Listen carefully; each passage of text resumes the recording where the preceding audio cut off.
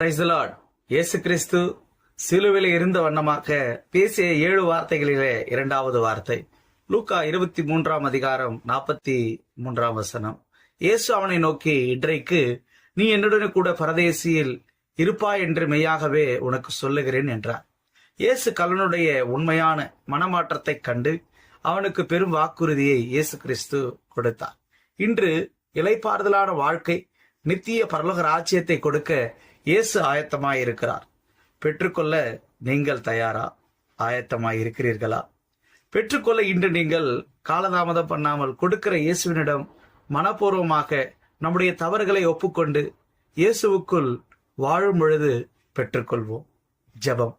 எங்களை அதிகமாய் நேசிக்கிற பரலோகத்தின் பிதாவே, கல்லன் பெற்றுக்கொண்ட வாக்குதத்தம் நாங்களும் கூட பெற்றுக்கொள்ள மனப்பூர்வமாக எங்களுடைய தவறுகளை ஒற்றுக்கொள்கிறோம்.